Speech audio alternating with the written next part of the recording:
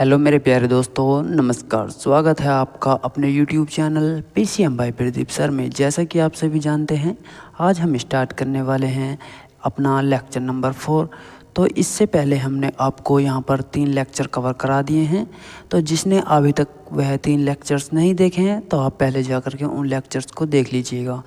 हम यहाँ पर आपको 10th क्लास की मैराथन सीरीज चला रहे हैं, जिसमें एक वीडियो में एक चैप्टर कंप्लीट हो रहा है। तो आज ही हमारा चौथा लेक्चर है और चौथी ही वीडियो है, सही। तो देख लेते हैं आज हमारा। तो आज का जो हमारा वह चैप्टर रहेगा वो रहेगा कार्बन एवं उसके यौगिक, ठीक है। तो सबसे पहले देख लेते हैं हम कार्बन। तो कार्बन हमारे क्या होते हैं? तो सबसे पहले जो हमारा कार्बन का परमाणु क्रमांक होता है वो कितना होता है? 6 होता है। और यहाँ पर इसका इलेक्ट्रॉनिक विन्यास जो होता है वो हमारा कितना होता है? 2,4 हो जाएगा, ठीक है। तो कार्बन क्या होता है? इसका इलेक्ट्रॉनिक विन्यास यानी कि हमारे जो इलेक्ट्रॉन भरने का क्रम है वो कितना है? 2,8, यानी कि KLMNO4 जो है, यानी कि थोड़ा सा हम आपको समझा देते हैं। तो हमारे जो इलेक्ट्रॉन भरे जाते हैं वो इस प्रकार भरे जाते हैं। तो K, L, M और N इसके अकॉर्डिंग भरे जाते हैं। तो इसमें इसके अनुसार कितने आते हैं? 2, और इसके अनुसार 8, इसके अनुसार 16 और इसके अनुसार 32, ठीक है। और ये जो भरे जाते हैं ये भरे जाते हैं 2n² से, ठीक है। तो ये इस फॉर्मूले के अकॉर्डिंग भरे जाते हैं हमारे ये। तो इसमें जो हमारा कार्बन का जो परमाणु क्रमांक है, कार्बन को किसी से रिप्रेजेंट करते हैं हम यहाँ पर 6 से, ठीक है। तो इसके इलेक्ट्रॉनिक विन्यास कितना हो जाएगा? यहाँ पर 2, कितना हो जाएगा? 4, ठीक है। अब हमारे पहले कक्षक में तो 2 हैं, ठीक है, लेकिन दूसरे कक्षक में कितने होने चाहिए थे? हमारे 8 होने चाहिए थे। और यहाँ पर कितने हैं? 4, तो ठीक है। तो यहाँ पर जब ये कार्बन किसी से श्रृंखला बनाएगा तो ये क्या करेगा? 4 क्या करेगा? यहाँ पर किसी भी से वो करके कितने 4 एटम्स की इसे आवश्यकता पड़ेगी, किस लिए? कक्षक पूर्ण करने के लिए, ठीक है। तो इसीलिए अगर मान लो इसे हाइड्रोजन की ज़रूरत पड़े तो यहाँ पर क्या हो जाएगा? CH4, ठीक है। तो ये 4 ले लेगा इससे, हाइड्रोजन से अपना भी कक्षक पूर्ण कर लेगा और इसका भी कर देगा, ठीक है। तो आज हम इसे पढ़ेंगे किस के संक्षेप से, ठीक है। तो देख लेते हैं हम सबसे पहले हमारा क्या है यहाँ पर। तो अब हम देखते हैं इसे कार्बन श्रृंखला, ठीक है। तो हमारे जो चैप्टर का फर्स्ट ही नाम है वो क्या है? वो है कार्बन एवं उसके यौगिक, ठीक है। तो कार्बन एवं उसके यौगिक। तो अब हम देख लेते हैं। तो कार्बन के बारे में हमने अभी आपको बताया था कि कार्बन हमारा क्या होता है। तो कार्बन का जो परमाणु क्रमांक होता है हमारा कितना होता है? 6। तो कार्बन का जो परमाणु क्रमांक होता है वो कितना होता है? यहाँ पर 6। और इसका इलेक्ट्रॉनिक विन्यास जो होता है कितना? इलेक्ट्रॉनिक विन्यास कितना होता है हमारा यहाँ पर? ये होता है 2,4, ठीक है। तो देख लेते हैं कार्बन के बारे में क्या कह रहा है। कार्बन एक अद्वितीय तत्व है, ठीक है, जो पृथ्वी पर जीवन के निर्माण पर आधार है एवं इसकी संयोजकता एवं सहसंयोजक बंधों की क्षमता तथा श्रृंखला बनाने में क्या किया जाता है? इसका विशेष प्रयोग किया जाता है। तो यानी कि ये या तो फिर क्या करेगा? किसी पृथ्वी पर जो हमारे मृत शरीर होते हैं तो उसमें कितना होता है? कार्बन 17, यानी कि उससे जो है हम क्या करते हैं? मृत शरीर का पता लगाते हैं कि ये कितने दिनों पहले मारा था या क्या हुआ था।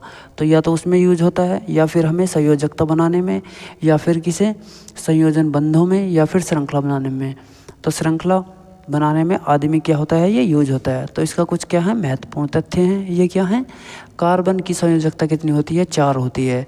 तो 4 कहाँ से निकल के आई? ये यहाँ से निकल के आई 2,4। जब हमने इसके इलेक्ट्रॉनिक विन्यास करा तो क्या हुआ? इसकी संयोजकता निकल करके आ गई, ठीक है। तो वैलेंसी कितनी हो गई यहाँ पर? 4, जिसे यह 4 अन्य परमाणु से क्या होता है? सहसंयोजक बंध बनाता है। जैसे हमने अभी आपको बताया था, अगर इसे अपना कक्षक पूर्ण करना हो तो कितने की आवश्यकता पड़ेगी? 4 की, ठीक है। क्योंकि ये पहले कक्षक में कितने होते हैं? 2, दूसरे में कितने होते हैं? 8, तीसरे में कितने होते हैं? 16 और चौथे में कितने होते हैं? यहाँ पर 32, ठीक है। तो देख लेंगे हम।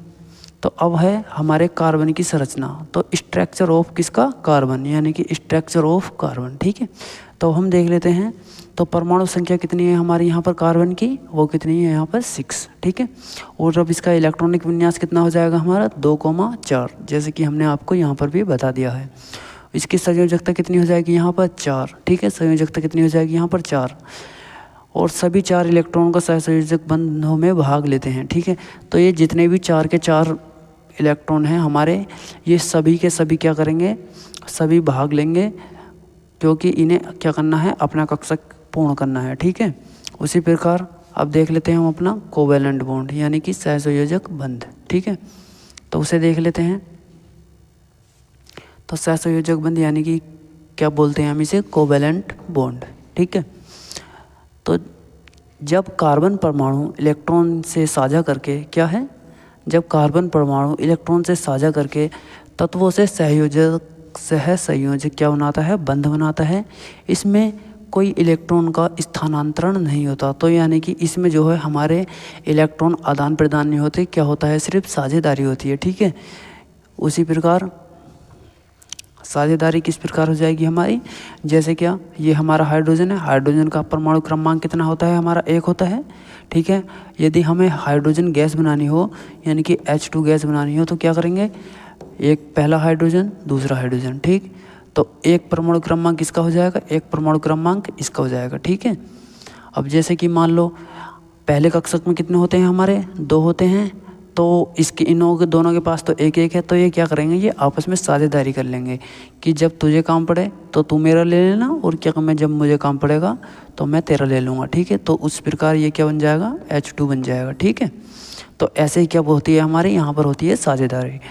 तो अब हम देख लेते हैं श्रृंखला निर्माण। तो यहाँ पर ये निर्माण कैसे होता है, तो कार्बन की सबसे अनोखी विशेषता है कि इसकी श्रृंखला बनने की क्षमता, ये श्रृंखला सीधी, साखित और क्या होती हैं, ये चक्रीय होती हैं। तो चक्रीय कैसी, तो यानी कि जैसे कि हमारे यहाँ पर कार्बन हो जाएगा, तो इस प्रकार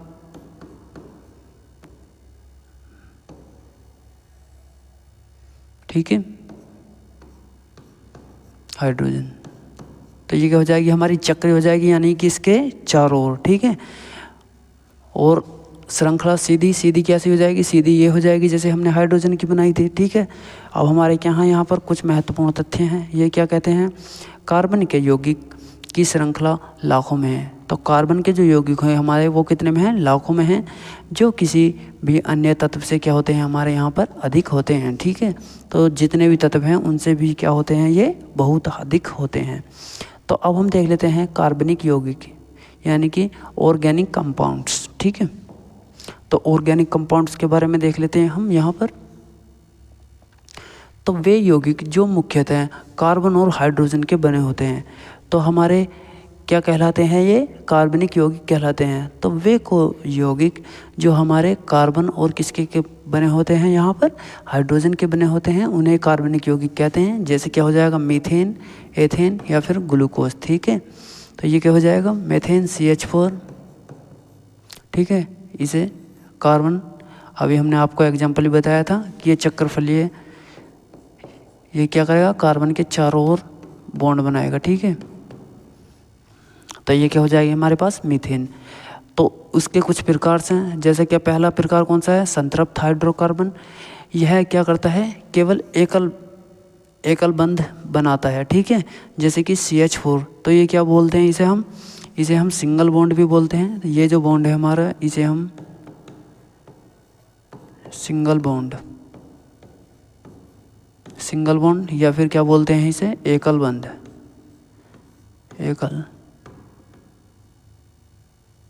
एकल बंध भी बोलते हैं। ठीक है, तो इसे या तो सिंगल बंध बोलेंगे या फिर सिंगल बॉन्ड या फिर एकल बंध। उसी प्रकार असंतृप्त हाइड्रोकार्बन, यह दोहरे या त्रिविम जैसी क्या बना सकता है, यहाँ पर श्रृंखला बना सकता है। ठीक है, तो ये डबल बॉन्ड वाली बनाएगा। ठीक है, और ये ट्रिपल बॉन्ड वाली भी बना सकता है। उसी प्रकार अब हम देख लेते हैं यहाँ पर समावयवता, जिसे क्या बोलते हैं हम, आइसोमेरिज्म। ठीक है, तो आइसोमेरिज्म, जब एक ही अणु क्या है, जब एक ही आणविक सूत्र वाले यौगिकों की संरचना अलग अलग होती है। तो आणविक सूत्र तो इनका एक ही है, लेकिन संरचना क्या होती है इनकी अलग अलग होते हैं, उसे क्या कहते हैं, हम समावयवता कहते हैं। ठीक है, उदाहरण के लिए क्या हो जाएगा हमारा यहाँ पर, ब्यूटेन हो जाएगा C4H10। ठीक है, तो ब्यूटेन की क्या है, ब्यूटेन की दो अलग अलग संरचनाएं संभव हैं, नॉर्मल और आइसो ब्यूटेन। ठीक है, उसी प्रकार अब हम देख लेते हैं इसकी क्रिया। तो क्रिया में क्या है, ठीक है,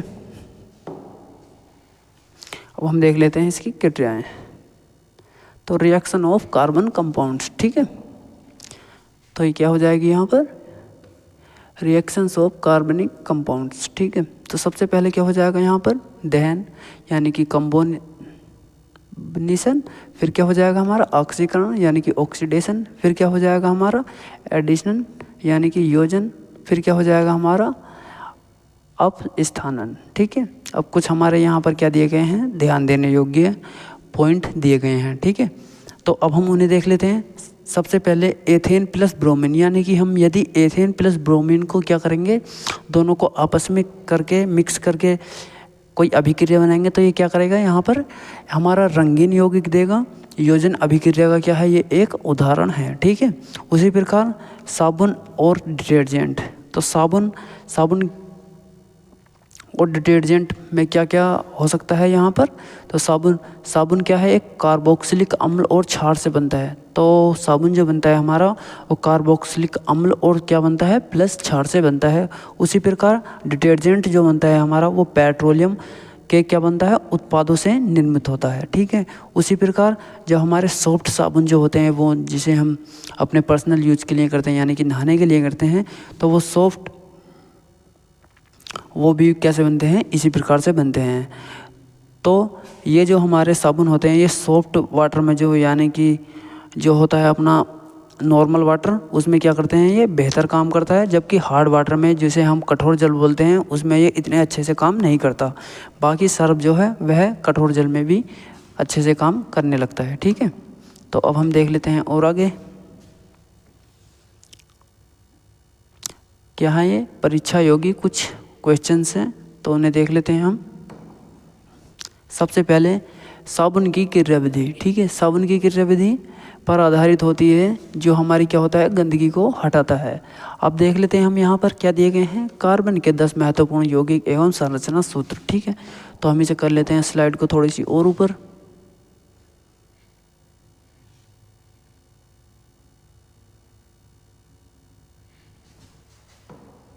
ठीक है, तो कार्बन के 10 महत्वपूर्ण यौगिक एवं संरचना सूत्र। तो सबसे पहले क्या हो जाएगा हमारा, सबसे पहले लिया है हमने यहाँ पर मीथेन। तो मीथेन का क्या हो जाएगा, संरचना सूत्र CH4। ठीक है, और इसका मॉलिक्यूलर फॉर्मूला क्या हो जाएगा यहाँ पर, CH4। अगर यदि हम इसे श्रृंखला में तोड़ें तो यह किस प्रकार टूट सकता है, यह इस प्रकार भी हो सकता है। ठीक है, यानी कि हाइड्रोजन से इसके 4 हाइड्रोजन हैं, वो इसके चारों ओर घूम जाएंगे। ठीक है, तो उसी प्रकार देख लेंगे हम यहाँ पर।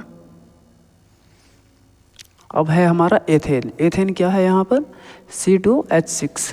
तो यहाँ पर C2 हो जाएगा और H क्या हो जाएंगे हमारे यहाँ पर 6। तो 2 H कहाँ पहुँच जाएंगे, 2 ये रहे और एक ये रहा, 4 हो गए, और एक यहाँ पहुँच जाएगा 4, 5 और एक यहाँ पर 6। ठीक है, तो ये इस प्रकार के हो जाएंगे हमारे, ये भी संतुलित हो जाएंगे। अब आ जाएगी हमारे पास एथीन। एथीन क्या है, C2H4। तो यहाँ पर 2 कार्बन इधर, 2 हाइड्रोजन इधर आ जाएंगे, 2 इधर हो जाएंगे। हाइड्रोजन कितने हो जाएंगे हमारे पास, 4 पूरे कंप्लीट हो जाएंगे। ठीक है, उसी प्रकार ये हो जाएंगे, इसी प्रकार ब्यूटेन हो जाएगा। तो इसमें ज़्यादातर जो आने वाला है वो तो तुम्हारा या तो ब्यूटेन आता है या फिर प्रोपेन आता है। ठीक है, ये या फिर एथेन आता है। ये 3 से 4 हैं, इन्हें देख लेना एक बार अच्छे से। ठीक है, अब हम देखते हैं और आगे। तो और आगे हमारा क्या दिया गया है, तो वो दिया गया है हमारे यहाँ पर बेंजीन। तो बेंजीन क्या होता है, C6H6। ठीक है, तो बेंजीन का फॉर्मूला क्या हो जाएगा हमारा, C6H6। तो बेंजीन को हम इस प्रकार से भी बनाते हैं। ठीक है, और इस प्रकार से भी बनाते हैं।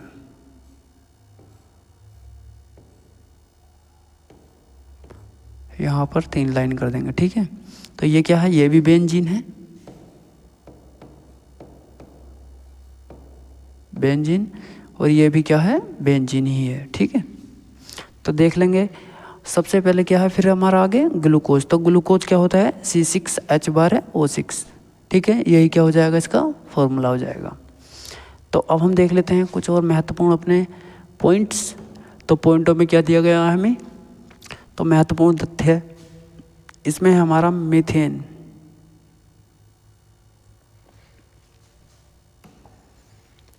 तो यहाँ पर क्या है, मीथेन। तो मीथेन क्या होता है, सिंपल हाइड्रोकार्बन है जो क्या बनाता है, हमारा एकल बंध के साथ बनता है। तो यानी कि ये क्या करता है, हमारा मीथेन सिंगल बॉन्ड बनाता है, ठीक। उसी प्रकार एथीन व एथाइन, वो क्या, ये क्या है, असंतृप्त यौगिक है जिसमें क्रमशः डबल व ट्रिपल बॉन्ड होते हैं, ठीक।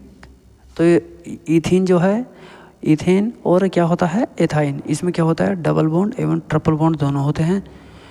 उसी प्रकार ग्लूकोज एक क्या है, कार्बोहाइड्रेट्स है जो क्या है, एक ऊर्जा का स्रोत है। यहाँ पर बेंजीन एक सुगंधित यौगिक है जिसमें चक्रीय सहसंयोजक संरचना होती है, ठीक है। अब हम देख लेते हैं और आगे। तो और आगे क्या है हमारा, तो यहाँ पर दे रखा है कुछ कार्बन का क्या है, यहाँ पर ये प्रैक्टिकल करने के लिए अलग अलग इमेज दे रखी है। तो अब हम देख लेते हैं हम यहाँ पर कार्बन के अपर रूप। तो कार्बन के हमारे कौन कौन से अपर रूप हैं, तो सबसे पहले देख लेते हैं कि कार्बन के अपर रूप क्या होता है। तो कार्बन के वे अपर रूप जिनका रासायनिक स्वरूप समान होता है लेकिन क्या होती है, भौतिक संरचना अलग होती है।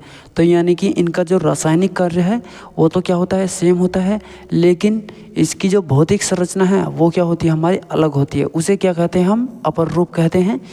मुख्य अपर रूप हैं, जैसे सबसे पहला कौन सा है, हीरा, जिसे क्या बोलते हैं हम, डायमंड भी बोलते हैं। तो डायमंड यानी कि स्ट्रक्चर कैसी होती है इसकी, यानी कि संरचना। तो प्रत्येक कार्बन परमाणु में 4 अन्य कार्बन परमाणु, ठीक है। तो प्रत्येक कार्बन परमाणु 4 अन्य कार्बन परमाणुओं से संयोजक बंध बनाकर क्या बनाता है, ये 3D या फिर त्रि-आयामी जाल बनाता है। उसी प्रकार यहाँ पर इसका गुण हो जाएगा, यह सबसे कठोर पदार्थ है और पारदर्शी भी है, और जो कि क्या है, यहाँ पर विद्युत का क्या है, ये कुचालक है, ठीक। उसी प्रकार इसका उपयोग क्या हो जाएगा हमारा, यहाँ पर हीरे का आभूषण बनाने में, कांच को काटने वाले उपकरण में, या फिर ड्रिलिंग मशीन में। तो हमारा यहाँ पर कांच को काटने में भी क्या जाता है, हीरे का, और डायमंड बनाने के लिए भी किया जाता है, और फिर क्या किया जाता है, ड्रिलिंग मशीनों में भी किया जाता है, ठीक है। अब हम देख लेते हैं ग्रेफाइट का यूज। तो ग्रेफाइट का अब हम देख लेते हैं यहाँ पर ग्रेफाइट, ठीक। तो ग्रेफाइट में क्या होता है, संरचना। तो संरचना क्या है, कार्बन परमाणु में षष्ठकोणीय चपटी परतें में क्या हो रहती हैं, व्यवस्थित रहती हैं, और प्रत्येक C 3 अन्य C से क्या होती हैं, G जुड़ी होती हैं। तो ये C क्या है यहाँ पर, तो C क्या है यहाँ पर, ये क्या है, कार्बन, ठीक। तो हम इसे C नहीं बोलेंगे, कार्बन बोलेंगे, ठीक है। तो कार्बन परमाणु षष्ठीय चपटी परतों में व्यवस्थित रहते हैं, जो प्रत्येक कार्बन 3 अन्य क्या होता है, कार्बन से जुड़ा होता है। उसी प्रकार चौथा इलेक्ट्रॉन परतों के बीच स्वतंत्र रूप से चलता है। इसे क्या कहते हैं हम, विद्युत चालक, या फिर क्या बोलते हैं, स्ट्रॉन्ग बनाता है। जैसे इसका उपयोग क्या हो जाएगा कार्बन का, पेंसिल में जो हंसी हमारी पेंसिल होती है, कच्ची पेन जिसे बोलते हैं हम, तो उसकी जो नोक आती है वो किसकी आती है, यहाँ पर ग्रेफाइट की ही आती है, ठीक है। और यहाँ पर लेड यानी कि शीशे में, या फिर इलेक्ट्रोड कहाँ होते हैं, वो होते हैं हमारे बैटरी में प्लस माइनस के जताने के लिए, ठीक है, या फिर लो ब्रिकेट से। और अब हम देख लेते हैं यहाँ पर फ्लोरीन, ठीक है। तो सबसे पहले इसकी स्ट्रक्चर यानी कि संरचना देख लेते हैं। तो कार्बन परमाणु में गेंद जैसे पिंजरे में होती है, ठीक है। तो इस प्रकार सबसे प्रसिद्ध जो है इसका क्या है, 20 हेक्सागन, वह क्या होता है, 12 पोटागन। इसका गुण क्या हो जाएगा, यह कैसी होती है, नरम होती है, विद्युत की चालक होती है, और यह क्या होती है, हल्की होती है। इसका उपयोग कहाँ हो जाएगा, नैनो टेक्नोलॉजी दवा डिलीवरी सिस्टम, या फिर क्या हो जाएगा हमारा यहाँ पर सुपर कंडक्टर। ठीक, तो अब हम चलते हैं इस स्लाइड को आगे लेकर के। तो आगे हमारा और क्या क्या दिया गया है उसे भी देख लेते हैं। तो यहाँ पर क्या दिए गए हैं, हमें कुछ महत्वपूर्ण फैक्ट दिए गए हैं, तो उन्हें भी हम देख लेते हैं। ठीक है, तो महत्वपूर्ण तथ्य क्या हैं, तो हीरा जो है हमारा विद्युत का क्या होता है यहाँ पर कुचालक होता है, जबकि ग्रेफाइट क्या होता है चालक होता है, यानी कि इसमें धारा बह सकती है लेकिन हीरे में हमारी कोई धारा नहीं बह सकती। उसी प्रकार यहाँ पर फ्लोरीन, तो फ्लोरीन क्या है, ये 1985 में खोजने वाला क्या है एक पदार्थ है। तो ये कितने में खोजा गया था यहाँ पर 1985 में। ठीक है, इसके खोजकर्ता को नोबेल पुरस्कार से क्या किया गया था, सम्मानित किया गया था। उसी प्रकार यहाँ पर ये हो जाएगा हीरा, ये जो है 3D की संरचना में होता है। उसी प्रकार ग्रेफाइट कितने की संरचना में होता है, ये 2D की परतों में, फ्लोरीन 0 और बॉल जैसी आकृति में होता है, यानी कि संरचना में होता है। उसी प्रकार देख लेते हैं और आगे, तो इसकी तुलना तालिका, तो तुलना तालिका में देख लेंगे क्या क्या दी गई है, इसकी तुलना किस किस से करी गई है। तो सबसे पहले यहाँ पर क्या दे रखे हैं, गुण दे रखे हैं, फिर क्या दे रखा है, हीरा दे रखा है, यहाँ पर ग्रेफाइट है और यहाँ पर क्या है फ्लोरीन है। इनकी अलग अलग, सबसे पहले देख लेते हैं संरचना। संरचना किसकी, हीरे, संरचना हीरे की कैसी होती है हमारी 3D। ठीक, और ग्रेफाइट की कैसी होती है हेक्सागोनल, और फ्लोरीन की क्या होती है हमारी केस लाइक। ठीक, उसी प्रकार अब देख लेते हैं इसकी कठोरता। तो कठोरता कितनी होती है हीरे की, बहुत ज़्यादा कठोर होती है। ग्रेफाइट क्या रहता है, नरम, यानी कि नरम रहता है, यानी कि हम इसे आसानी से तोड़ भी सकते हैं। ठीक है, और फ्लोरीन बहुत ही नरम रहता है। ठीक, क्या होती है ये विद्युत की चालक होती हैं। तो अब हम देख लेते हैं इसकी विद्युत चालकता, यानी कि किस में धारा बह सकती है किस में नहीं। तो हीरे में हमारी धारा नहीं बह सकती, ग्रेफाइट में क्या है हमारी धारा बह सकती है, और फ्लोरीन में क्या हो सकती है हमारी धारा इसमें भी बह सकती है। उसी प्रकार इसका उपयोग देख लेंगे। तो उपयोग क्या है, यानी कि काटने वाले उपकरण, यानी कि जैसे कि हमारा शीशे को काटना है या फिर किसी अन्य चीज़ को काटना है। और यहाँ पर पेंसिल के इलेक्ट्रोड में, यानी कि पेंसिल की नोक बोल सकते हैं हम। और यहाँ पर नैनो टेक्नोलॉजी, यानी कि जो बारीक टेक्नोलॉजी होती है हमारी, उसमें यूज किया जाता है इसका। ठीक, अब हम देख लेते हैं अपना आगे। तो कार्बन की सर्वोत्तममुखी प्रकृति। ठीक,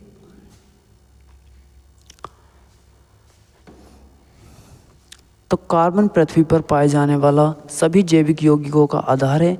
इसकी संयोजकता होने के कारण यह अनेक प्रकार के यौगिक बना सकता है। उसी प्रकार इसकी गुण में को क्या होता है सर्वोत्तममुखी प्रकृति कहते हैं, जो कि हमारी इसकी क्या हो जाएगी, यहाँ पर डेफिनेशन भी दे रखी है सरल शब्दों में।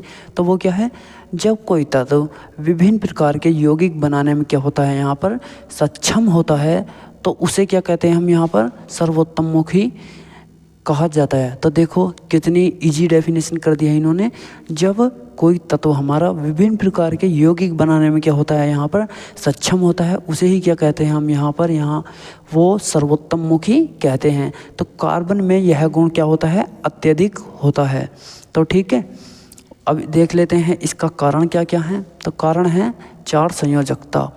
तो कार्बन 4 अन्य परमाणुओं के साथ सहसंयोजक बंध बना सकता है। ठीक, अब दूसरा क्या है श्रृंखला निर्माण। तो कार्बन स्वयं से लंबी सीधी श्रृंखला एवं चक्रीय श्रृंखला बना सकता है। उसी प्रकार सहसंयोजक बंध, यह एक मजबूत और स्थायी होते हैं जो कार्बन यौगिकों को क्या करते हैं स्थिरता देते हैं। अब हम देख लेते हैं अपना चौथा पॉइंट। तो विभिन्न प्रकार के यौगिक सिंगल, डबल एवं ट्रिपल बॉन्ड से संतृप्त और हाई असंतृप्त क्या बनाते हैं, ये यहाँ पर यौगिक बना सकते हैं। तो अब हम चलते हैं और आगे स्लाइड को लेकर के। थोड़ा हमें फास्ट करना पड़ रहा है क्योंकि हमें एक वीडियो में एक ही चैप्टर कंप्लीट करना है। ठीक है, तो अब हम देख लेते हैं सिंगल बॉन्ड, डबल बॉन्ड और ट्रिपल बॉन्ड के क्या क्या हैं यहाँ पर, कौन कौन से होते हैं। तो ये क्या होता है, ये हमारा क्या होता है यहाँ पर सिंगल बॉन्ड, क्या होता है यहाँ पर सिंगल बॉन्ड। सिंगल बॉन्ड जिसे हम क्या बोलते हैं यहाँ पर एकल बंध भी बोलते हैं, एकल बंध। ठीक, अब ये क्या हो जाएगा, हमारा डबल बॉन्ड हो जाएगा। उसी प्रकार ये क्या हो जाएगा, हमारा ट्रिपल बॉन्ड हो जाएगा। और ये प्रोपान भी क्या हो जाएगा, उसी प्रकार हो जाएगा। अब आ जाती है हमारी यहाँ पर सहसंयोजक बंधों की विशेषताएं। तो सहसंयोजक बंधों में क्या क्या विशेषताएं होती हैं, तो यह बंध इलेक्ट्रॉनों को क्या करते हैं, साझा करके बनते हैं। तो जब दो इलेक्ट्रॉन आपस में, यानी कि हाइड्रोजन क्या है, एक होता है और दूसरा क्या होता है, फिर से हाइड्रोजन, तो यदि हम इनकी आपस में साझेदारी करा दें, ठीक है, तो ये तब क्या बनता है, हमारा सहसंयोजक बंध बनता है। और ये क्या होते हैं यहाँ पर, ये मजबूत होते हैं और टूटते नहीं आसानी से। तो यानी कि जब हमें पता है एक ही घर को ये दो जने यूज कर रहे हैं तो क्या होगा, ये आसानी से नहीं टूटेंगे, ठीक है। उसी प्रकार कोई आयन नहीं बनता, इसलिए ये यौगिक खराब चालक होते हैं। तो इसमें जो है कोई नया यौगिक नहीं बनता है, तो इसलिए क्या होते हैं यहाँ पर, ये खराब चालक होते हैं, यानी कि नया आयन कोई भी नहीं बनता है। तो अब हम चलते हैं और आगे स्लाइड को लेकर के, ठीक है। तो अब हम देख लेते हैं श्रृंखला निर्माण। तो श्रृंखला निर्माण में क्या है हमारा यहाँ पर, श्रृंखला निर्माण की विशेषताएं, कार्बन कार्बन से जुड़कर एक लंबी श्रृंखला बना सकता है, ठीक है। तो कार्बन जो है, कार्बन से जुड़कर एक लंबी श्रृंखला बना सकता है। यह श्रृंखला सीधी एवं सख्तित या फिर क्या होती है यहाँ पर, चक्रीय हो सकती है। इसे लाखों यौगिक क्या होते हैं, इससे लाखों यौगिक बनते हैं। उसी प्रकार विशेष तथ्य क्या हो जाएगा यहाँ पर, पृथ्वी पर 90% से अधिक ज्ञात यौगिक कार्बन होते हैं जो कार्बन पर आधारित हैं। यह इसकी सर्वोत्तम मुखी एवं प्रकृति का क्या है यहाँ पर, निर्माण है। उसी प्रकार यहाँ पर देख लेते हैं हम निष्कर्ष। तो निष्कर्ष में हमारा क्या क्या है, तो कार्बन का 4 संयोजकता होती है। तो कार्बन का जो परमाणु क्रमांक होता है वो कितना होता है यहाँ पर, 6, ठीक है। और इसका इलेक्ट्रॉनिक विन्यास क्या होता है यहाँ पर, तो इलेक्ट्रॉनिक विन्यास देखेंगे हम यहाँ पर। तो इसका इलेक्ट्रॉनिक विन्यास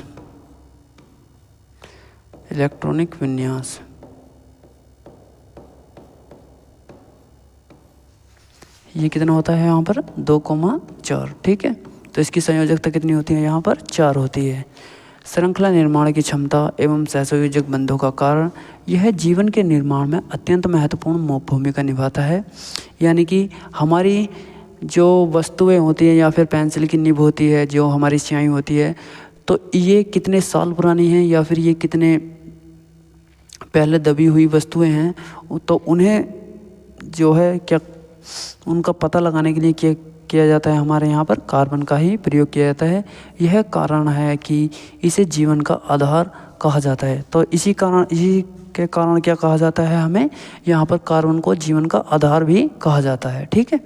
तो अब हम देख लेते हैं और आगे, संतृप्त एवं असंतृप्त क्या है, कार्बनिक यौगिक, ठीक है। तो हम देख लेते हैं संतृप्त एवं असंतृप्त कार्बनिक यौगिक। तो कार्बन यौगिकों के उनमें कार्बन बंधों के आधार पर 2 मुख्य वर्गों में बांटा गया है। सबसे पहले संतृप्त हाइड्रोकार्बन, दूसरा क्या हो जाएगा हमारा यहाँ पर, असंतृप्त हाइड्रोकार्बन। तो अब हम सबसे पहले देख लेते हैं कि संतृप्त हाइड्रोकार्बन हमारा क्या होता है। तो वे यौगिक जिनमें केवल एकल बंध होते हैं, तो वे यौगिक जिनमें केवल एकल बंध होते हैं, या फिर हम क्या बोल सकते हैं, उन्हें सिंगल बॉन्ड भी बोल सकते हैं। तो या तो उन्हें एकल बंध होते हैं या फिर सिंगल बॉन्ड होते हैं, उन्हें संतृप्त यौगिक कहते हैं। ये रासायनिक रूप से क्या होते हैं, अधिक स्थिर होते हैं। तो हमारे ये रासायनिक रूप जो होते हैं उनसे क्या होते हैं, अधिक स्थिर होते हैं। जैसे कि हमारा क्या हो जाएगा इसका एग्जाम्पल, तो एग्जाम्पल में क्या दे रखा है यहाँ पर, CH4 हो जाएगा। उसी प्रकार C2H6 यानी कि एथेन हो जाएगा, प्रोपेन हो जाएगा, और क्या हो जाएगा हमारे यहाँ पर, ब्यूटेन हो जाएगा, ठीक है। तो अब हम चलते हैं और आगे। तो और आगे क्या दे रखा है हमारा यहाँ पर, असंतृप्त हाइड्रोकार्बन। तो असंतृप्त हाइड्रोकार्बन को देखेंगे हम यहाँ पर, उसके लिए कर लेते हैं थोड़ी सी इंक चेंज, ठीक।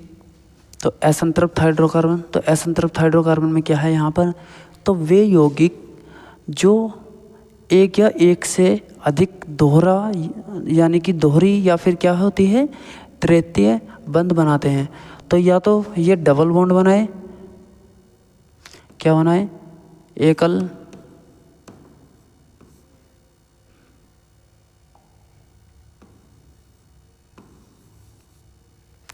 या तो ये क्या बनाए, एकल बंध बनाए, एकल बंध, ठीक। या फिर ये क्या बनाए, द्विबंध बनाए, या फिर क्या बनाए, त्रिबंध, ठीक है। या तो ये क्या बनाए, सिंगल बॉन्ड बनाए,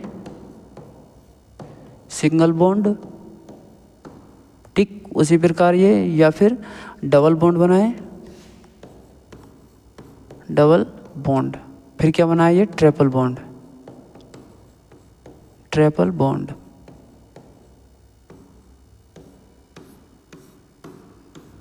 ठीक। तो उसी प्रकार ये क्या हो जाएंगे, यहाँ पर असंतृप्त हाइड्रोकार्बन हो जाएंगे। तो अब हम देख लेते हैं और आगे। तो और आगे क्या दे रखा है हमारा, संतृप्त और हाइड्रोकार्बन के बीच क्या दे रखा है, यहाँ पर अंतर दे रखा है। तो संतृप्त और असंतृप्त हाइड्रोकार्बन के बीच में क्या है हमारा यहाँ पर अंतर, वो हो जाएगा बंध के प्रकार, ठीक। तो बंध के प्रकार क्या हो जाएंगे यहाँ पर,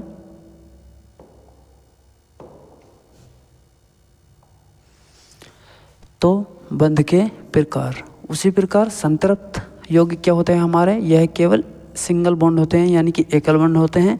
जबकि असंतृप्त हाइड्रोकार्बन क्या होते हैं हमारे यहाँ पर, डबल बॉन्ड भी हो सकते हैं, या और क्या हो सकते हैं यहाँ पर, ट्रिपल बॉन्ड भी हो सकते हैं।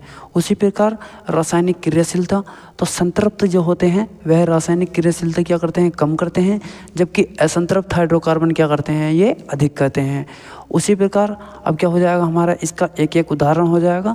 तो यहाँ पर क्या होते हैं, संतृप्त हाइड्रोकार्बन में मीथेन होती है और एथेन होती हैं, और असंतृप्त में कौन कौन सी होती हैं, इथीन होती है और एथाइन होती है। उसी प्रकार अब हम देख लेते हैं इसका स्ट्रक्चर, यानी कि संरचना में कौन कौन सी होती हैं। तो इसकी संरचना कैसी होती है, सीधी होती है या फिर शाखित श्रृंखला होती है। उसी प्रकार इसकी कैसी होती है, डबल, ट्रिपल, या फिर कैसी होती है, युक्त श्रृंखला भी हो सकती है। उसी प्रकार हाइड्रोजन की मात्रा, तो इसमें कितनी होती है, हाइड्रोजन की मात्रा अधिक होती है, और इसमें क्या होती है यहाँ पर, कम होती है। अब हम देख लेते हैं और आगे।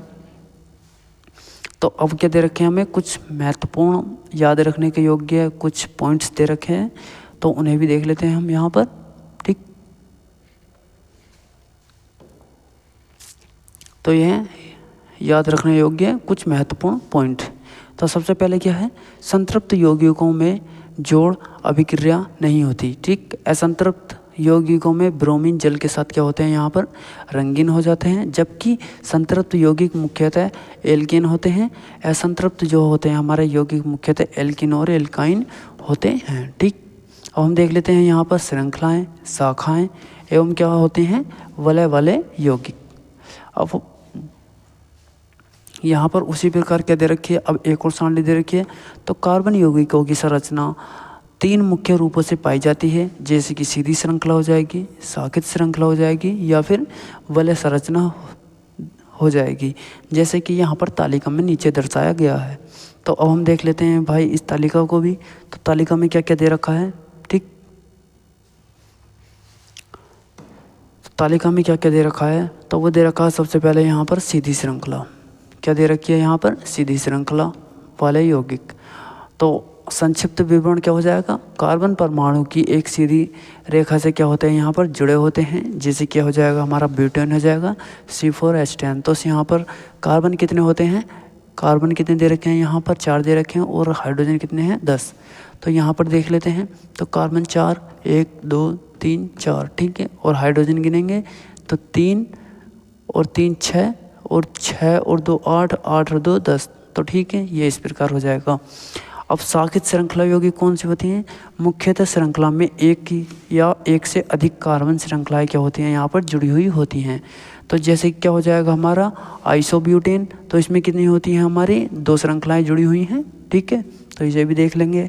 अब हम देख लेते हैं वलय यौगिक। इसमें क्या होती हैं हमारे, कार्बन परमाणु एक बंद वलय बनाता है, ठीक है, जिसे हम बेंजीन भी बोलते हैं। तो बेंजीन का मैंने आपको स्ट्रक्चर बताया था, तो वो यानी कि बेंजीन को हम 2 तरीके से लिख सकते हैं, या तो फिर इस तरीके से लिख के ये कर दो, ये भी बेंजीन हो जाएगा हमारा, या फिर ये इसे करके ऐसे कर दे, और यहाँ पर क्या कर दो, यहाँ पर 3 लाइनिंग खींच देंगे, ठीक।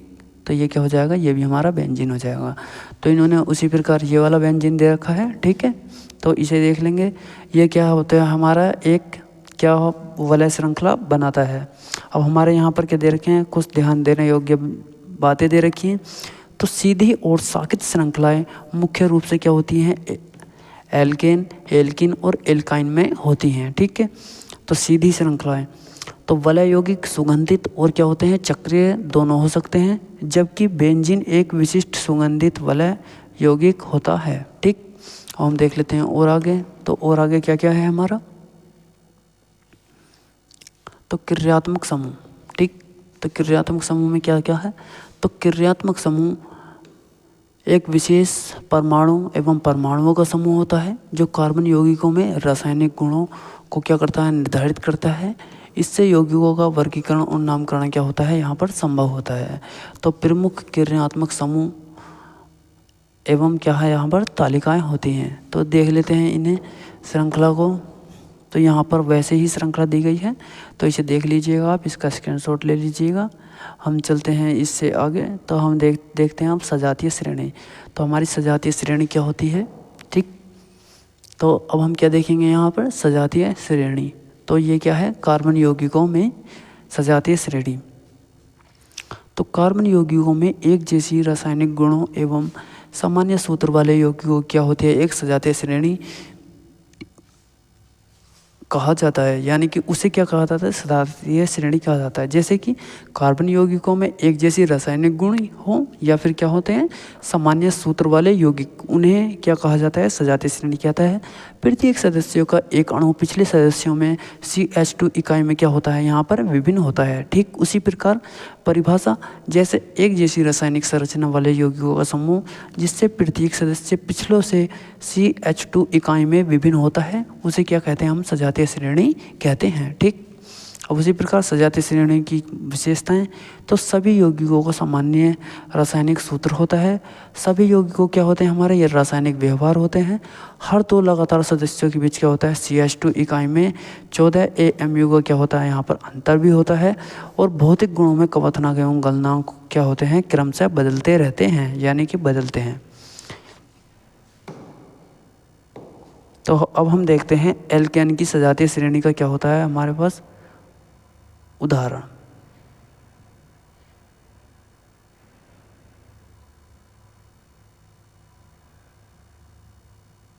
तो एल्केन की सजातीय श्रेणी का क्या हो जाएगा हमारे पास उदाहरण।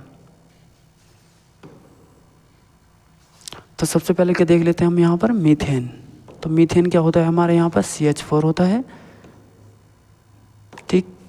उसका अणुभार कितना हो जाएगा यहाँ पर, 16 हो जाएगा। उसी प्रकार यहाँ पर एथेन हो जाएगा, C6H क्या हो जाएगा, C2H6।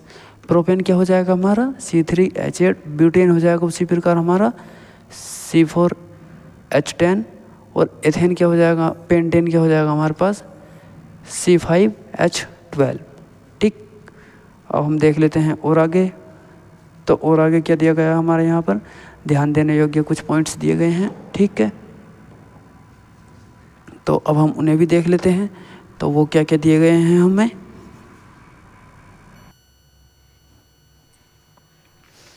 तो अब हम देख लेते हैं एल्केन एवं सजातीय श्रेणी के क्या है उदाहरण।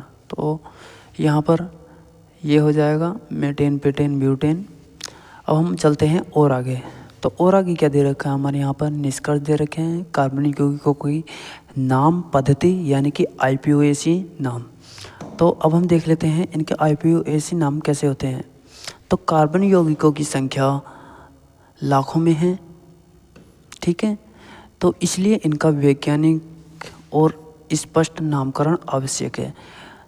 तो इनके नामकरण के लिए क्या कर लिखते हैं हम, IUPAC के नाम से जानते हैं, जिसे क्या बोलते हैं हम, internal union of pure and applied chemistry द्वारा क्या किया जाता है, नियम बनाए गए हैं, जिन्हें हम IUPAC पद्धति भी कहते हैं। तो ये IUPAC पद्धति यानी कि इससे जो है आपको 5 नंबर हाई स्कूल में लगभग रखे हुए ही मिलेंगे, जो वहाँ पर क्या करेगा, कुछ समीकरण दे देगा, उसे क्या करेगा कि ये IPSC नाम में इन्हें क्या क्या कहते हैं, तो यह उस प्रकार आपसे पूछ लेगा। ठीक है, तो IPSC नाम में जितनी भी श्रृंखला दे रखी है उसे अच्छे से देख करके जाइएगा। ठीक है, तो परिभाषा क्या दे रखी है इसकी, तो कार्बन यौगिकों में एक वैज्ञानिक ढंग से नाम देने की प्रक्रिया को क्या कहते हैं, हम नाम पद्धति कहते हैं। उसी प्रकार नामकरण के क्या होते हैं हमारे यहाँ पर मुख्य घटक क्या हो जाएंगे, तो सबसे पहले क्या हो जाएगी हमारे यहाँ पर मूल श्रृंखला। तो यह क्या होती है, सबसे लंबी कार्बन श्रृंखला का क्या होती है यहाँ पर चयन करती है या फिर चयन करें। तो यहाँ पर क्रियात्मक समूह जैसे क्या हो जाएगा हमारा OH, CHO, OOH, N2 आदि। तो OH क्या होता है हमारा यहाँ पर, ये अल्कोहल के बारे में बताया था है। और जैसे कि इसका उपसर्ग क्या हो जाएगा, तो उपसर्ग क्लोरीन CH3, और प्रत्यय क्या हो जाएगा, प्रत्यय यानी कि ये क्या लगते हैं हमारे उपसर्ग क्या लगते हैं पहले लगते हैं और प्रत्यय क्या लगते हैं बाद में आते हैं। तो ये उसी प्रकार दे रखे हैं उन्होंने उपसर्ग प्रत्यय के आधार पर। तो स्थिति संख्या क्या होता है कि हो जाएगी यहाँ जहाँ पर क्रियात्मक समूह क्या होता है जुड़ा होता है, उसे कम से कम कार्बन संख्या दें। ठीक है, तो ये क्या हो जाएगी हमारी, ये हमारी स्थिति श्रृंखला हो जाएगी, ये हमारे उदाहरण हो जाएंगे, ये क्या हो जाएगी हमारी तालिका हो जाएगी। तो इस तालिका को देख लीजिएगा। अब क्या है यहाँ पर नामकरण के नियम, तो सबसे लंबी कार्बन श्रृंखला चुने, सबसे लंबी कार्बन श्रृंखला चुने जिसमें क्या होता है यहाँ पर क्रियात्मक समूह हो। उसी प्रकार यहाँ पर मुख्य श्रृंखला में इस तरह नंबर दें ताकि क्या हो हमारी क्रियात्मक समूह में न्यूनतम संख्या मिले। अब हम देख लेते हैं उपसर्ग और प्रत्यय के क्या होते हैं हमारे उचित स्थान पर जोड़ें। तो यदि एक से अधिक उपसर्ग हों तो क्या होते हैं, तो उन्हें क्या कहते हैं हम वर्णमाला क्रम में रखते हैं। तो यदि हमारे एक से अधिक उपसर्ग होते हैं उन्हें क्या रखते हैं हम यहाँ पर वर्णमाला क्रम में रखते हैं। तो अब हम चलते हैं और आगे। तो और आगे क्या है हमारे यहाँ पर, तो कार्बन यौगिकों का क्या होता है दहन। तो यदि हम कार्बन यौगिक को क्या करते हैं यहाँ पर जलाते हैं तो क्या होता है, तो जब कार्बनिक यौगिक ऑक्सीजन की उपस्थिति में जलता है तो ऊष्मा तथा प्रकाश उत्पन्न करता है। इस प्रक्रिया को क्या कहते हैं हम यहाँ पर दहन कहते हैं। तो यानी कि कोई भी चीज़ को जब हम जलाते हैं ऑक्सीजन की उपस्थिति में तो वहाँ पर क्या होता है, एक तो ऊष्मा यानी कि हीट जनरेट होती है और फिर क्या होता है वहाँ पर ताप, वहाँ पर प्रकाश भी उत्पन्न होता है। तो ये उसी प्रक्रिया को क्या कहते हैं यहाँ पर दहन कहते हैं।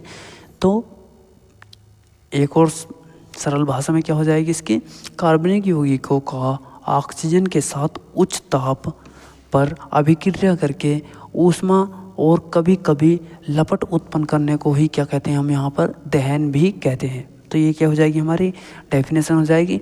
इसका सामान्य सूत्र क्या हो जाएगा, अभिक्रिया हो जाएगी। जैसे कि CH4 को यदि हम किसकी उपस्थिति में, ऑक्सीजन की उपस्थिति में जलाते हैं तो यहाँ पर क्या होता है हमारा कार्बन बनता है प्लस यानी कि H2O यानी कि जल हमारा मुक्त होता है और प्लस क्या निकलती है हमारे यहाँ पर ऊष्मा भी निकलती है। तो यह एक पूर्ण दहन है जहाँ मीथेन पूरी तरह जलकर कार्बन डाइऑक्साइड और जल बनाता है। ठीक है, तो यानी कि ये क्या है, एक पूर्णतः दहन वाली एक संरचना है या फिर क्या बोल सकते हैं हम यहाँ पर प्रक्रिया है। तो दहन के प्रकार कैसे हो सकते हैं हमारे यहाँ पर, तो दहन के प्रकार पूर्ण दहन और अपूर्ण दहन। तो पूर्ण दहन क्या होता है, यह प्रचुर मात्रा में ऑक्सीजन में CO2 और H2O का निर्माण, जैसे कि यहाँ पर आपको दिखाई भी दे रहा होगा। तो ये क्या है हमारा पूर्ण दहन हो चुका है। और अपूर्ण दहन ऑक्सीजन की कमी में क्या होता है हमारा CO या कार्बन का कालिख बनती है। जैसे कि CH4 को जब हम O2 के साथ करते हैं तो यहाँ पर CO प्लस क्या होता है हमारा H2O और कुछ हमारा ये तत्व बच जाता है। तो ये क्या हो जाएगा हमारा अपूर्ण दहन हो जाएगा। अब हम क्या दे रखे हैं यहाँ पर कुछ इंपॉर्टेंट फैक्ट्स दे रखे हैं यानी कि महत्वपूर्ण बिंदु। तो कार्बन यौगिकों में मुख्य रूप से कार्बन और हाइड्रोजन होते हैं। तो हमारे जो कार्बन यौगिक होते हैं सभी के सभी, तो उसमें क्या होते हैं सबसे ज़्यादा जो होते हैं वह कार्बन और हाइड्रोजन ही होते हैं। ठीक है, सबसे ज़्यादा नंबर 2 में दहन से प्राप्त ऊष्मा को ईंधन के रूप में क्या किया जाता है, उपयोग किया जाता है। उसी प्रकार अपूर्ण दहन में कार्बन मोनोऑक्साइड उत्पन्न होती है जो क्या होती है, विषैली होती है। और अपूर्ण दहन में कालिख भी निकलती है। ठीक है, तो अपूर्ण दहन में क्या होती है, हमारे यहाँ पर कालिख भी निकलती है। तो दैनिक जीवन में क्या होता है, हो जाएगा इसका उदाहरण। तो दैनिक जीवन में कार्बन का क्या होता है उदाहरण, तो गैस चूल्हे में एलपीजी का पूर्ण दहन जो होती है हमारी नीली लपटें के रूप में होता है। मोमबत्ती का जलना क्या है, वह अपूर्ण दहन है। और वाहनों में पेट्रोल का अपूर्ण दहन है जो कि क्या करता है, यहाँ पर प्रदूषण भी करता है। ठीक है, तो उसी प्रकार देख लेंगे हम यहाँ पर।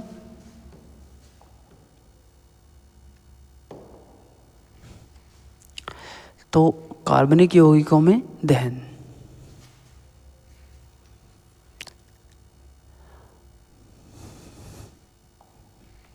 तो अब हम देख लेते हैं संतृप्त और असंतृप्त कार्बनिक यौगिकों का दहन। ठीक है, तो सभी कार्बनिक यौगिक जिसमें मुख्यतः कार्बन और हाइड्रोजन होते हैं ऑक्सीजन की उपस्थिति में चलते हैं। इस प्रक्रिया को क्या कहा जाता है, दहन कहा जाता है। तो संतृप्त और असंतृप्त हाइड्रोकार्बन दहन अलग तरीके से होता है। ठीक है, तो संतृप्त यौगिकों का दहन, अब हम देखते हैं इस वाली हेडिंग को।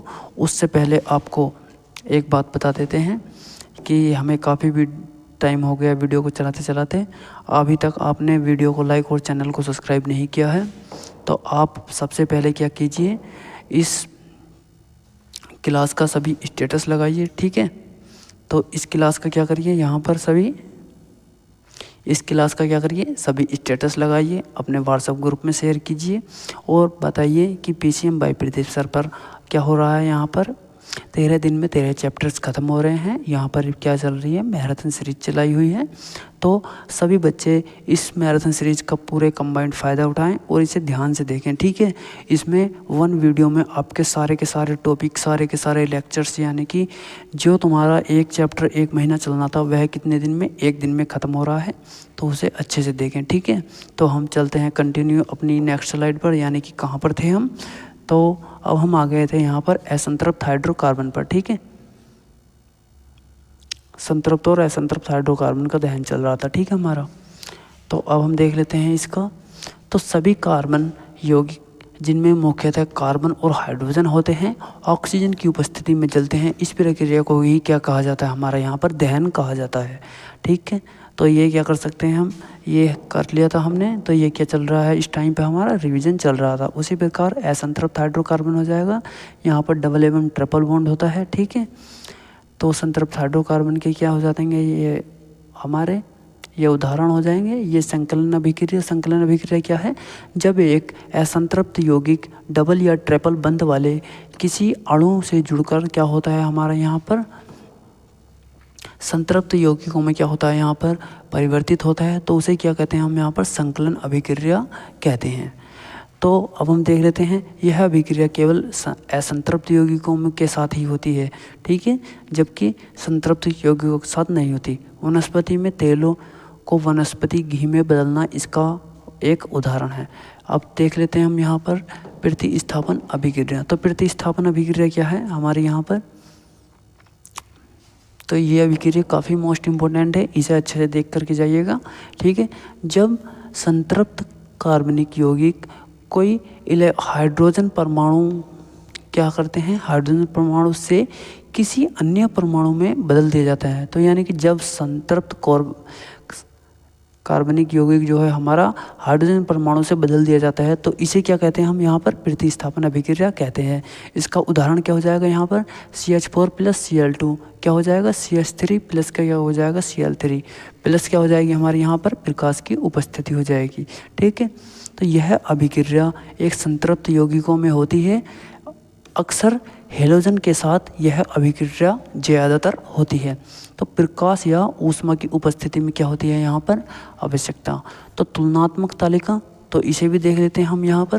तो तुलना क्या क्या की गई है इसमें, तो अभिक्रिया दी गई है, ऑक्सीकरण शामिल किया गया है और कुछ मुख्य शर्तें, और यहाँ पर क्या है उत्पाद भी कुछ दिए गए हैं।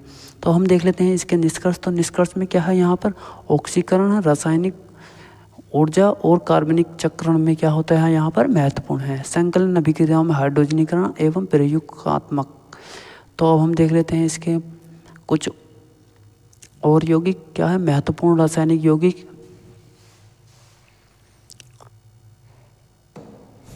अब क्या है हमारे यहाँ पर महत्वपूर्ण रासायनिक यौगिक और इथेनॉल एवं एथेनोइक अम्ल, यानी कि एथेनॉल एवं एथेनोइक अम्ल। तो अब हम देख लेते हैं एथेनॉल। तो एथेनॉल क्या होता है हमारा C2H5OH, जिसे हम क्या बोलते हैं, एल्कोहल भी बोलते हैं। इसे एथेनोइक अम्ल CH3COOH, दो अत्यंत महत्वपूर्ण कार्बनिक यौगिक हैं जो दैनिक जीवन में अनेक कार्यों में क्या होते हैं यहाँ पर प्रयुक्त होते हैं। इसका निर्माण एवं कार्य रासायनिक गुण क्या है विस्तार से नीचे दिया गया है। तो सबसे पहले देख लेते हैं हम यहाँ पर एथेनॉल। तो एथेनॉल का क्या है C2H5, ठीक, जिसे हम एल्कोहल भी बोलते हैं सामान्य नाम, ठीक। इसका निर्माण कहाँ से होता है, ग्लूकोज की किण्वन विधि के द्वारा, जैसे कि C6H12O6, ठीक है। तो जब हम इसे गर्म करेंगे तो क्या बन जाएगा हमारा C2H5OH प्लस क्या हो जाएगी हमारे यहाँ पर कार्बन डाइऑक्साइड गैस मुक्त हो जाएगी। यह प्रक्रिया को यीस्ट की सहायता से होता है, ठीक है। तो यह प्रक्रिया जो है हमारी यीस्ट की सहायता से होती है। तो इसका उपयोग कहाँ पर होता है, यानी कि अल्कोहल का। तो अल्कोहल का प्रयोग होता है हमारा यहाँ पर औषधि के प्रयोग में। तो औषधि और क्या होता है टिक्चर में, ईंधन में और इंजन के रूप में, ठीक है। साबुन एवं डिटर्जेंट, या फिर क्या होता है यहाँ पर परफ्यूम बनाने में, या फिर क्या हो सकते हैं एंटीसेप्टिक के रूप में भी इसका प्रयोग किया जाता है। तो इसके रासायनिक गुण क्या हो जाएंगे, यह जल में क्या है घुलनशील है, हल्की गंध और क्या है ज्वलनशील है, सोडियम के साथ अभिक्रिया करके H2 गैस उत्पन्न करता है, तथा यह क्या करता है, ये सोडियम के साथ मिलकर के हाइड्रोजन गैस को मुक्त कर देता है और ऑक्सीकरण एथेनोइक अम्ल बनाता है, और ये क्या बनाता है यहाँ पर जल को अलग कर देता है। तो हम देखते हैं आगे। तो ये एथेनोइक अम्ल हो जाएगा, ये रासायनिक गुण हो जाएंगे इसके, ठीक है। तो इसे भी देख लीजिएगा। इसकी कार्यविधि हो जाएगी अपमार्जक का निर्माण, ठीक है। अब हम देख लेते हैं अपमार्जक यानी कि साबुन का। अपमार्जक किसे बोलते हैं हम, वो उसे बोलते हैं हम सर्फ को। तो सर्फ जिससे आप अपने कपड़े भी धुलते हैं। तो अपमार्जक पेट्रोलियम उत्पादों से बनाए जाते हैं। इसका निर्माण मुख्य घटक होता है जैसे कि सोडियम एल्काइल सल्फेट प्लस क्या हो जाता है सोडियम एरिल सल्फोनेट से क्या होता है इसका निर्माण होता है। तो इसकी कार्य करने की विधि क्या होती है, इसमें एक जल प्रेमी और एक तेल प्रेमी सिरे होते हैं जो मिकेल बनते हैं और मेल को क्या करते हैं यहाँ पर हटाते हैं। अपमार्जक कठोर जल में भी क्या होता है प्रभावी होता है। तो यानी कि कठोर जल में भी क्या करता है बहुत अधिक अच्छा काम करता है। तो इसे जल कठोर हो या फिर वैसा हो तो ये काम लगभग सेम सा ही करता है। तो इसी प्रकार अपमार्जक झाग अधिक बनाता है और घरेलू एवं औद्योगिक उपयोग दोनों में क्या होता है यहाँ पर प्रयोग होता है। इसकी तुलनात्मक यानी कि साबुन से की गई है। तो साबुन और अपमार्जक, ठीक। तो इसके सबसे पहले देख लेते हैं इसका स्रोत। तो ये कहाँ से बनता है, ये प्राकृतिक बनता है और ये क्या बनता है यहाँ पर पेट्रोलियम उत्पाद से बनता है। इसका यानी कि जल कठोर जल में कार्य, तो इसका कठोर जल में कार्य जो है असरदार नहीं करता। तो यानी कि ये इतना रेस्पॉन्स अच्छा नहीं देता, बल्कि ये कठोर जल के साथ भी क्या करता है अधिक रेस्पॉन्स देता है। उसी प्रकार झाग की मात्रा, तो इसमें क्या रहती है, इसमें कम रहती है और इसमें क्या रहती है, इसमें अधिक रहती है, ठीक। उसी प्रकार प्रकृति में ये बायोडिग्रेडेबल और ये क्या है कुछ नॉन बायोडिग्रेडेबल, ठीक। उसी प्रकार इसका उदाहरण क्या हो जाएगा, सबसे पहले नहाने वाला साबुन बनता है और इससे सर्फ, टाइड और एक्सल, जिसे हम सर्फ एक्सल बोलते हैं ना, तो वो यही है, ठीक। और हम चलते हैं और आगे। तो और आगे क्या हो जाएगा,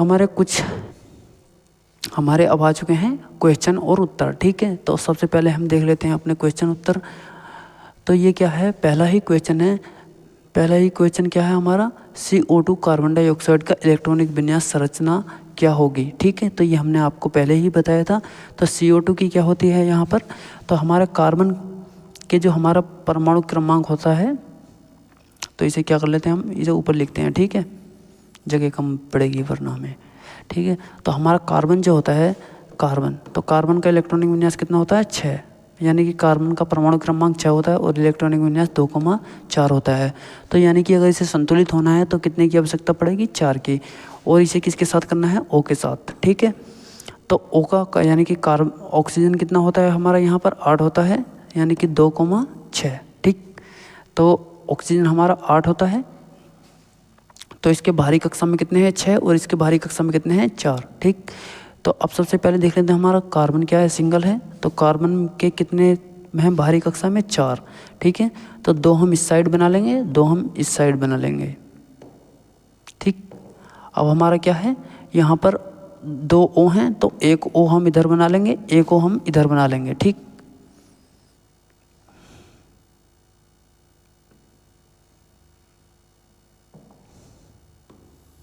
ठीक है। अब इसके बाहरी कक्षा में कितने हैं, 6 इलेक्ट्रॉन हैं, तो 2 हम इस साइड बना लेंगे, 2 यहाँ पर बना लेंगे, 4 हो चुके हैं, और 2 यहाँ पर बना लेंगे, 6 हो गए। इसके भी ऐसे ही बनाएंगे, 2 4 5 4 हो गए, और ये हो गया हमारे 6, ठीक। और हम इसे क्या करेंगे, संयोजक बंधों के द्वारा जोड़ेंगे, तो यानी कि इनके 8 पूरे करेंगे, ठीक है। तो 6 तो इसके ये थे, 2 ये थे, 8 हो गए।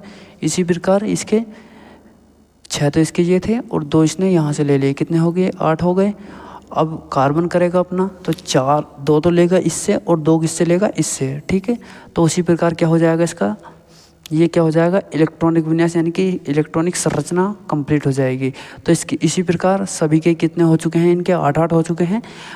ऑक्सीजन के 8 कहाँ से हो गए, 2 ये रहे, 2 तो इस यानी कि 6 तो इसके पहले थे, 2 इसने कार्बन के साथ साझेदारी कर ली, ऐसे ही इसने करा, 6 इसके पास पहले थे, 2 इसने कार्बन के साथ साझेदारी कर ली।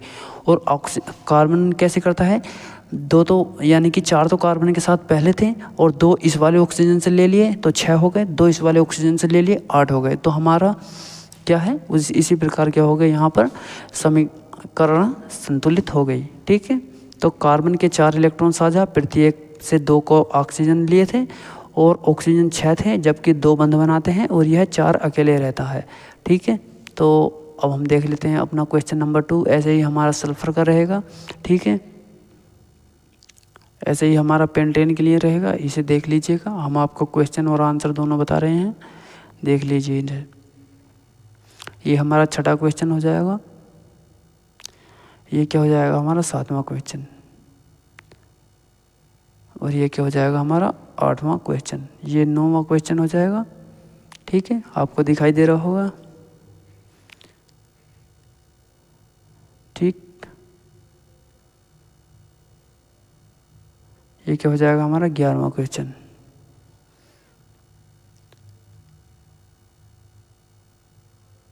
ये क्या हो जाएगा हमारा 12वां क्वेश्चन। तो 12वां क्वेश्चन देख लेते हैं हमारा क्या है।